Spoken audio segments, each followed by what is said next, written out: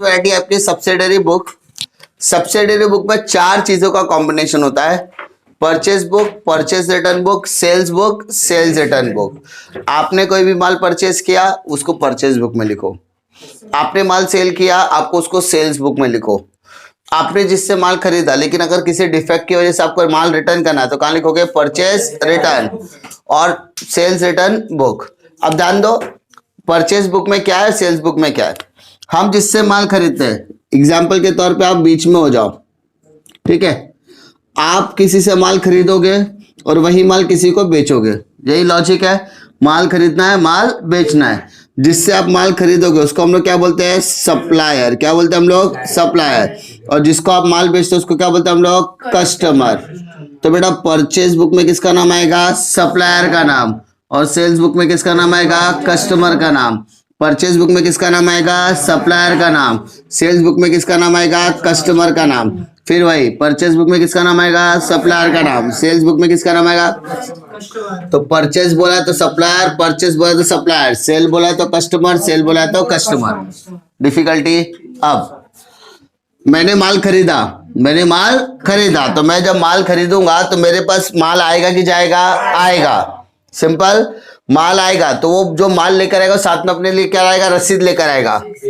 और बिल के ऊपर मुझे क्या करके देना है? साइन करके देना है। क्या करके देना है? साइन। तो माल आ रहा है कि जा रहा है? आ रहा है कि जा रहा है? आ रहा है। तो क्या लिखूंगा? Inward invoice number. इनवर्ड, ठीक है। इनवॉइस, इनवॉइस मतलब बिल। इनवॉइस मतलब बिल। माल आ रहा है तो इनवर्ड और माल जा रहा है तो आउटवर्ड। Inward, outward. इनवर्ड कब होता है बेटा? जब माल खरीदते हैं। आउटवर्ड कब होगा? जब हम लोग माल बेचते हैं। माल खरीदा तो इनवर्ड, माल बेचा तो आउटवर्ड। माल खरीदा तो इनवर्ड, माल बेचा तो आउटवर्ड। माल खरीदा तो इनवर्ड, माल बेचा तो आउटवर्ड। सिंपल। वापस परचेज किया तो सप्लायर, सेल किया तो कस्टमर। परचेज किया तो सप्लायर, सेल किया तो कस्टमर। परचेज किया तो इनवर्ड, सेल किया तो आउटवर्ड। परचेज किया तो इनवर्ड, सेल किया तो आउटवर्ड। कोई डिफिकल्टी? इतने में difficulty? Date, LF amount, date LF amount सब में ही है, ठीक है। अब यहां पर आ जाओ। सामने वाले ने मुझे क्या किया? मैंने देखो, सप्लायर ने मुझे माल सप्लाई किया, ठीक है। वो सप्लायर ने मुझे माल सप्लाई किया। अब उसमें से कुछ पार्ट डिफेक्ट निकल गया, कुछ चीजें क्या हो गई? डिफेक्टिव निकल गई।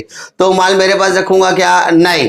तो उसको रिटर्न करना पड़ेगा। क्या करना पड़ेगा? रिटर्न। रिटर्न किया तो कौन सा बनेगा? Debit note. क्या बनेगा? Debit note. क्या बनेगा? Debit note. और वही चीज कस्टमर ने किया तो उसको क्या दूंगा? Credit note. क्या दूंगा? Credit note. 5 कॉलम समझ में आया? ठीक है, वापस बोल रहा हूं। परचेस किया तो सप्लायर, सेल किया तो कस्टमर। परचेस किया तो सेल किया तो कस्टमर। तो परचेस वाले को क्या मिलेगा? इनवर्ड। और सेल वाले को क्या मिलेगा? आउटवर्ड। अब हम लोग बात करेंगे रिटर्न की। किसकी बात करेंगे?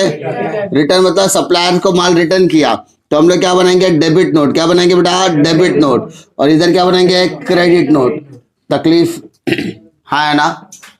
इतने कॉलम में डिफिकल्टी नहीं। खाली क्या करना है आपको? यहां पर तारीख लिखनी है। जिससे माल खरीदा उसका नाम लिखना है, जिससे माल खरीदा उसका नाम लिखना है, अमाउंट लिखना है। क्वेश्चन में अगर ये सारे कॉलम्स के नंबर दिए हैं, इनवर्ड इनवॉइस दिया है, आउटवर्ड इनवॉइस का नाम दिया है, डेबिट नोट का नंबर दिया है, क्रेडिट नोट का नंबर दिया है, तो ही लिखने का, अदर लिखने की जरूरत नहीं है। वापस बोल रहा हूं, क्या बोला? कस्टमर माल खरीदा, इतना तो समझ में आएगा। परचेज किया कि सेल किया? परचेज किया तो परचेज बुक में, सेल किया तो सेल्स बुक में। परचेज किया तो परचेज बुक में, सेल किया तो बट ये परचेस और सेल कौन सा ट्रांजेक्शन होना चाहिए मालूम है? ये परचेस और सेल होना चाहिए क्रेडिट ट्रांजेक्शन। कौन सा ट्रांजेक्शन? बेटा अगर कैश में कर दिया होता तो यहाँ पे थोड़ी ना आता। यहाँ ये कहां पर आता? फिर हम लोग कहां पर आता? अगर हमने उससे माल खरीदा और बेच लिया कैश में होता तो कैश बुक में चला जाता। बट ये ज्यादातर ट्रांजेक्शन कौन से रिकॉर्ड करता है? क्रेडिट। कौन से? क्रेडिट। माल खरीदा, माल बेचा, माल खरीदा, माल बेचा, माल खरीदा, माल बेचा। खरीदा तो परचेस, सेल किया तो सेल। समझा? बेचा तो सेल में आएगा। परचेस रिटर्न और सेल्स रिटर्न, परचेस रिटर्न और सेल्स रिटर्न, परचेस रिटर्न और सेल्स रिटर्न। समझा? अब यहां पर ये चारों कॉलम बनाने का, सभी सब में ये 4 कॉलम बनने वाले, सभी सब में ये 4 कॉलम बनने वाले। अब सब में 2 चीजों पे ध्यान देने का, ठीक है। एक वर्ड होता है नेट। अभी ध्यान दो, ऐसा समझो, मैंने एक सामान खरीदा, उसका एक अमाउंट दिया होगा, सामने वाले ने मुझे डिस्काउंट दिया होगा, क्या दिया होगा? डिस्काउंट, ट्रेड डिस्काउंट और कैश डिस्काउंट, ट्रेड डिस्काउंट और तो ट्रेड डिस्काउंट क्या करूंगा बेटा? माइनस, और कैश डिस्काउंट भी क्या करूंगा? माइनस।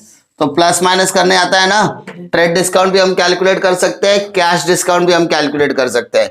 उसके अलावा जीएसटी वगैरह रहेगा तो जीएसटी क्या करने का बेटा? प्लस, जीएसटी क्या करने का? प्लस, जो हम लोग पहले भी करते थे, है ना।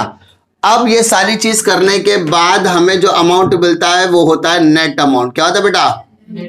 क्या होता है? Net amount. अब यहां पर पूरा गेम है, यहां पर पूरा गेम है। क्या गेम है?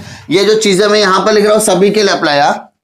अमाउंट दिया होगा उसका, trade discount, cash discount, GST, ये सारी चीज, trade discount minus cash discount minus GST plus, ये सीक्वेंस हमने जेएंट्री में भी किया हुआ है। अब हमारे क्वेश्चन में देखने का हमें कौन सा वर्ड दिया है? नेट दिया है या ग्रॉस दिया है? अच्छा, ये नेट और ग्रॉस वर्ड कहां देगा मालूम है? जब भी रिटर्न का शब्द करोगे, कहां करोगे? रिटर्न। बेटा नेट दिया है ना तो डायरेक्टली लिखने का अमाउंट, क्या लिखने का? डायरेक्टली, जो अमाउंट दिया रहेगा वो डायरेक्टली लिख दो। कहां पर? जब नेट वर्ड दिया रहेगा। क्या वर्ड दिया रहेगा? लेकिन अगर क्वेश्चन में ग्रॉस वर्ड दिया है, कौन सा वर्ड दिया है? ग्रॉस, तो अगर उस पर्टिकुलर पर्सन के हम लोगों ने ट्रेड डिस्काउंट दिया है तो ट्रेड डिस्काउंट, कैश डिस्काउंट और जीएसटी का कैलकुलेशन करना पड़ेगा। मतलब मानो मानो मानो मैंने केएफसी से माल खरीदा, मैंने किससे माल खरीदा? केएफसी से माल खरीदा, तो कौन सा बुक है बेटा? Purchase book. पर उसको माल रिटर्न कर रहा हूं। केएफसी से माल खरीदते समय क्या हुआ पता है? उसने मेरे को 20% ट्रेड डिस्काउंट दिया। क्या दिया? मतलब 100 रुपए के सामान पे 20 रुपए कम मिला, तो 80 रुपए मिला। उसके ऊपर उसने 10% जीएसटी लिया तो 88 रुपीज हो गया। कितना हो गया? 88। अब मैं उसको माल क्या कर रहा हूं? रिटर्न कर रहा हूं। क्या कर रहा हूं? माल रिटर्न। तो माल रिटर्न करने के टाइम पर मुझे नेट वर्ड दिया कि ग्रॉस, ये देखना है। क्या देखना है? नेट और ग्रॉस। नेट दिया है तो डायरेक्टली लिख दे, लेकिन अगर ग्रॉस वर्ड दिया है तो ग्रॉस वर्ड में ये ट्रेड डिस्काउंट भी माइनस करने का, जीएसटी का कैलकुलेशन भी करने का, तब जाके आपको क्या मिलेगा? ग्रॉस। क्या मिलेगा? ग्रॉस। तब जाके आपको वो अमाउंट बाहर लिखना है। अरे डिफिकल्टी, वापस बोल रहा हूं, कितने कॉलम से टोटल? 4 कॉलम्स। पहला कॉलम परचेज, दूसरा परचेज रिटर्न, तीसरा सेल्स, चौथा सेल्स रिटर्न। 4 कॉलम हो गए। अब परचेस करते हैं किससे? सप्लायर, तो name of the supplier. Sale किसको करते हैं? Customer, name of the customer. Purchase करते समय इनवर्ड इनवॉइस नंबर, और सेल करते समय आउटवर्ड इनवॉइस नंबर। अब रिटर्न की बात करते हैं। रिटर्न में क्या बनेगा? डेबिट नोट, और क्रेडिट में क्या बनेगा? Credit note. परचेस करते समय डेबिट नोट, सेल्स करते समय क्रेडिट नोट। ये किसकी बात करें हम लोग? रिटर्न की। उसके अलावा क्वेश्चन में trade discount, cash discount, GST, trade discount minus cash discount minus GST plus करके कैलकुलेशंस आपको करने हैं। ये कैलकुलेशंस आप इसके अंदर भी कर सकते हो या रफ में कर सकते हो, डिपेंड ऑन यू कैसे करना है। डिफिकल्टी कॉलम्स में समझने में कोई डिफिकल्टी है क्या? नहीं।